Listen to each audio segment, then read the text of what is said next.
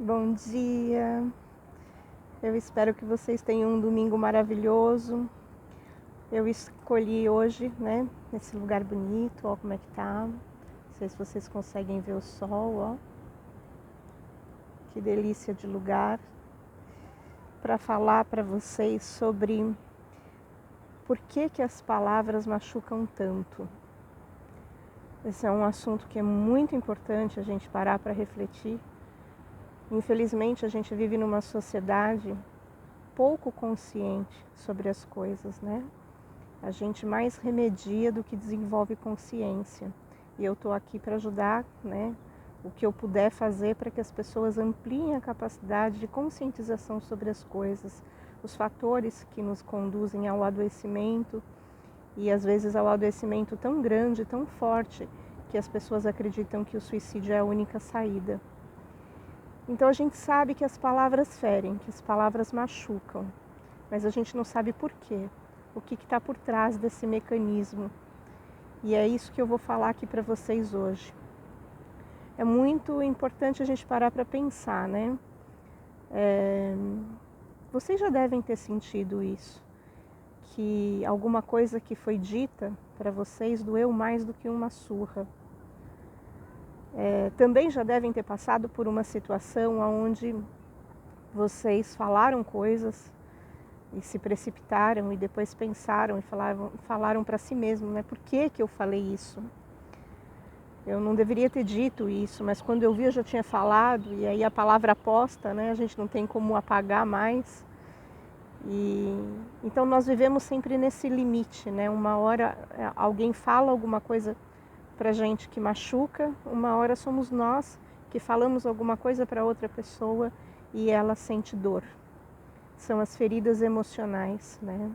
Mas se é verdade que as palavras machucam, também é verdade que as palavras curam. Por exemplo, o que a gente está fazendo aqui hoje, né? De pensar sobre isso, de refletir sobre isso por meio das palavras, o que é feito dentro do processo de psicoterapia, também é uma forma de cura. Então a gente precisa olhar para os dois lados, né? Então, quais são as reflexões que eu quero trazer em relação a isso para vocês hoje? Primeiro ponto, né? O que move as pessoas a falarem o que elas falam, né? O que move o discurso humano? O que as palavras têm a ver com a formação das nossas crenças? Por que a gente não esquece com facilidade algumas palavras que nos machucam? E o que está por trás, né, do discurso humano? São essas coisas que eu quero trazer para vocês refletirem comigo hoje. A primeira coisa que precisa se pensar é, por trás de cada palavra tem uma história de vida. E essa história de vida envolve um passado, envolve sentimentos, necessidades, medos, expectativas, frustrações, sonhos, emoções. E que tudo isso está no campo do inconsciente. Então as palavras proferidas sem consciência, elas são do inconsciente. Esse né, quer dizer um não saber, uma não consciência sobre as coisas. Então é muito importante pensar o que nós podemos compreender a respeito do inconsciente para que possamos ferir menos, né? As feridas emocionais, elas têm um peso muito maior, muitas vezes, do que a ferida que nós trazemos marcada, vamos dizer, no corpo. Se você quebra um osso, você sabe que esse osso, de alguma maneira, vai se recuperar, você vai conseguir lidar com aquilo. E você está vendo, é do campo do visível, né? Mas quando a ferida é emocional, às vezes nem nós mesmos sabemos que estamos sofrendo tanto por alguma coisa. Porque as feridas emocionais, quando elas são muito intensas, elas vão para o inconsciente.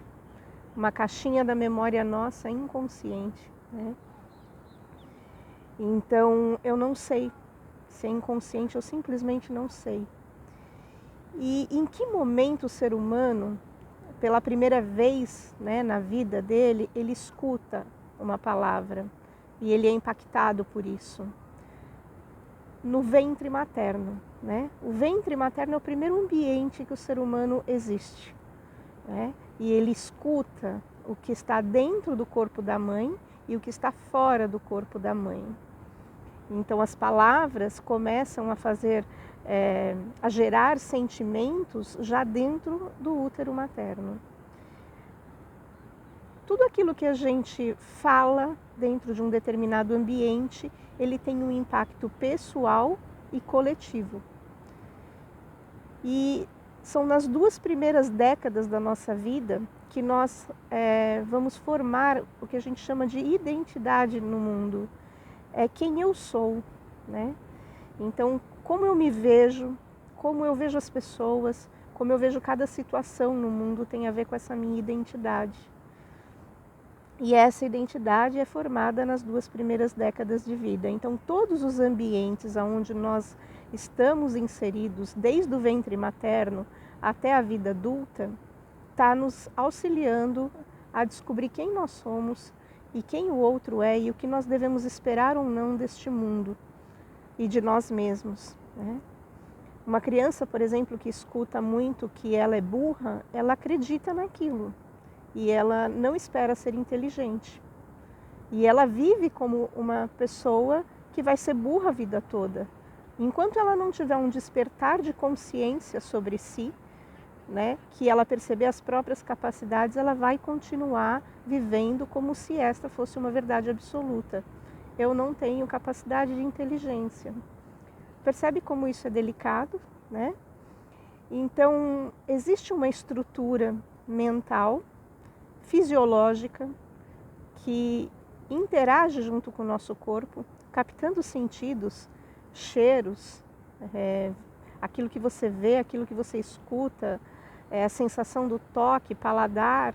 Todos os nossos sentidos, eles têm uma conexão cerebral que se comunica com o nosso corpo dentro de um determinado ambiente.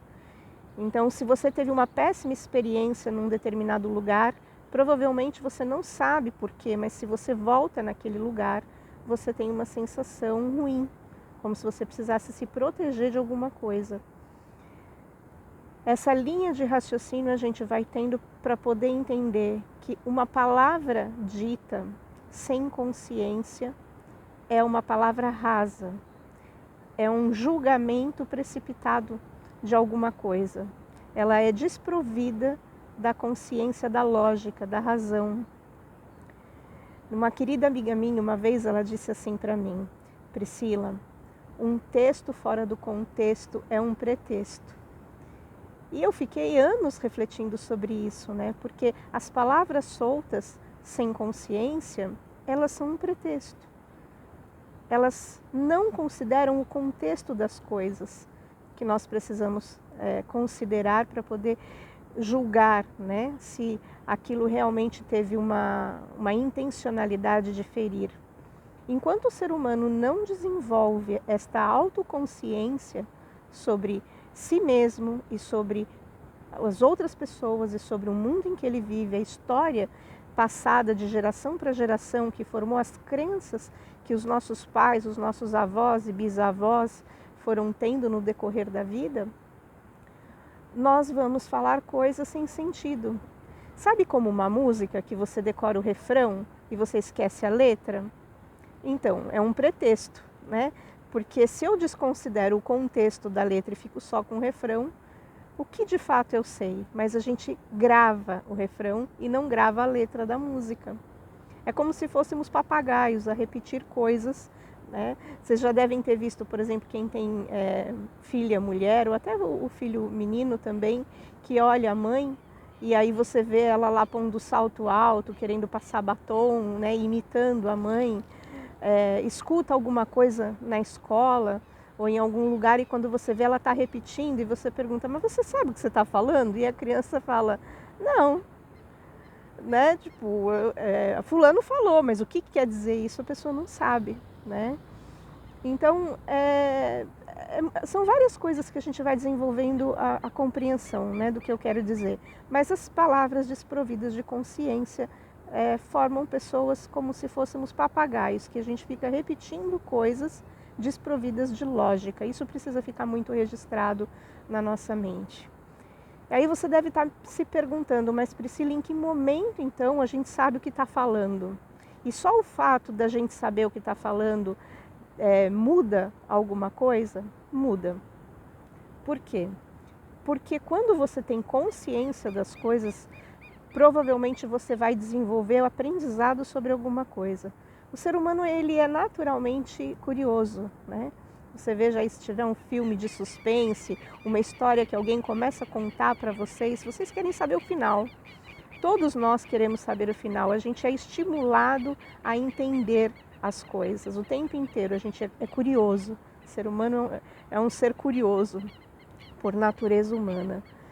Então, pensando nisso, você vai conseguir perceber que nós nunca estamos estagnados, a gente está sempre tentando fazer conexões. O que foi dito antes, o que se repete constantemente. E nós aprendemos muitas vezes a memorizar as coisas por repetição. Isso não significa que tenha compreensão dessas coisas. Se não entendermos os contextos, tampouco a gente vai poder dizer que sabe do que está falando. Essa compreensão, essa ampliação de percepção sobre as coisas faz com que a gente pense antes de dizer algumas palavras. Faça com que, quando alguém diz alguma coisa para a gente, nós não levamos ao pé da letra.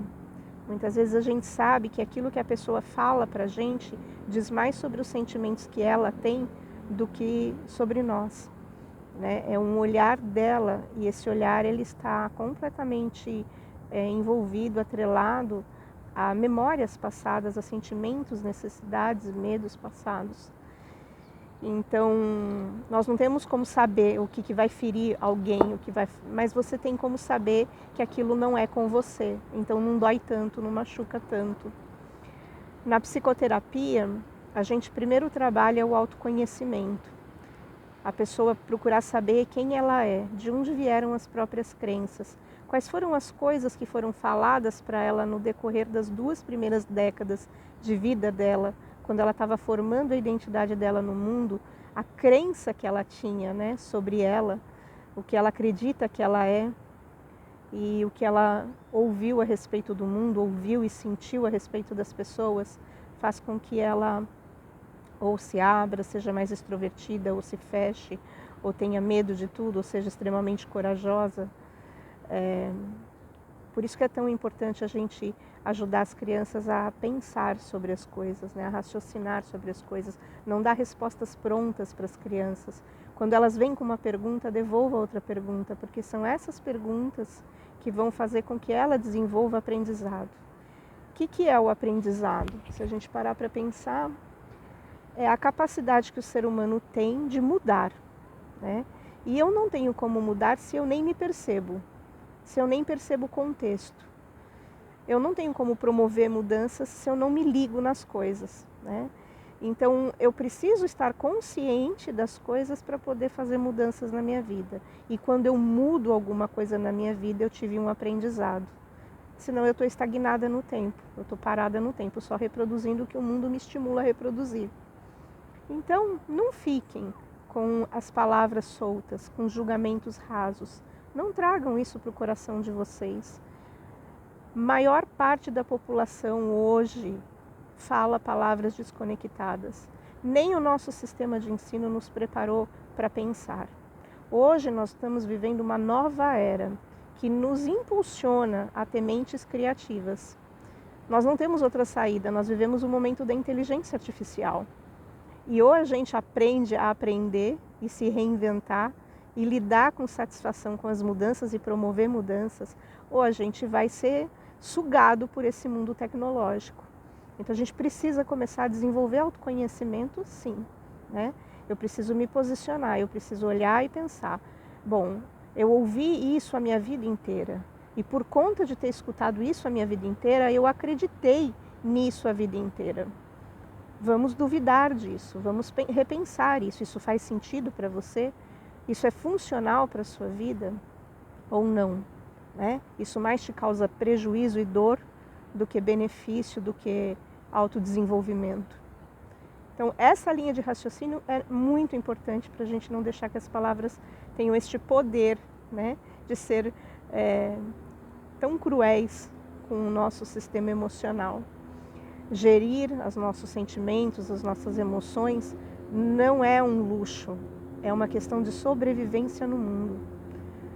Porque se nós não conseguimos inverter essa lógica de uma sociedade papagaio, que repete refrão de música e não lembra a letra, e não entende contextos, e não desenvolve linhas de raciocínio sobre isso, nós vamos viver remediando coisas, vamos viver escravos dos sentimentos, das emoções.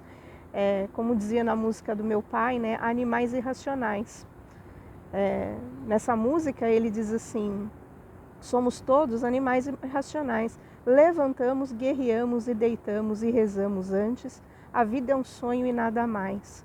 Quer dizer, a gente faz as coisas de uma maneira mecânica, e mecânico é a inteligência artificial, não nós, dotados de inteligência natural, né, da capacidade cognitiva de aprendizado, de desenvolvimento. Então, primeiro passo, invista em autoconhecimento. Descubra quais são suas crenças.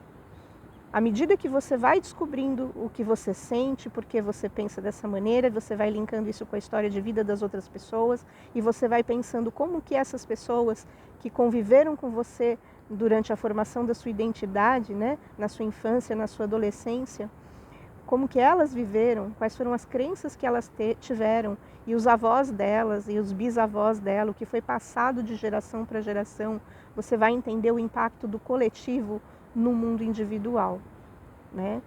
Então, tudo isso tem a ver com o motivo das palavras machucarem tanto.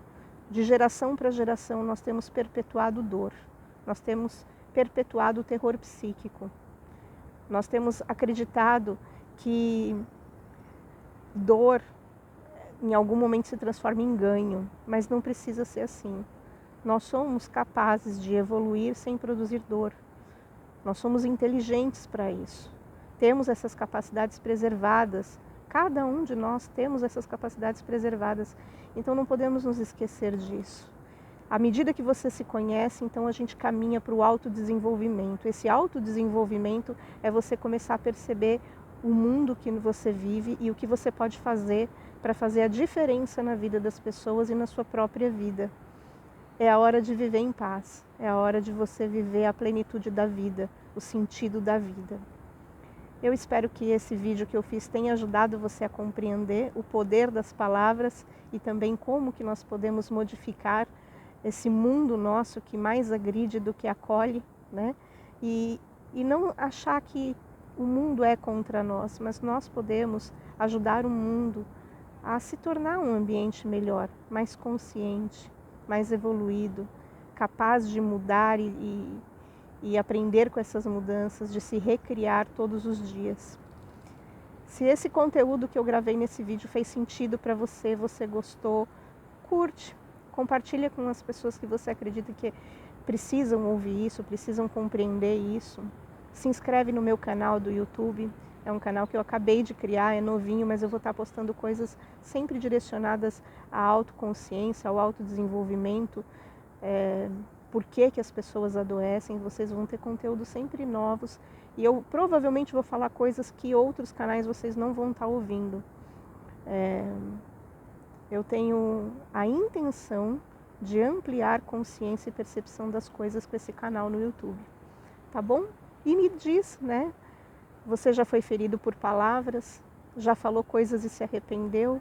Qual é a tua experiência que você teve com isso? E o que você acredita que pode ser mudado a partir do que você ouviu hoje aqui comigo? Comenta, eu vou te retornar. Vamos nos conhecer melhor, né?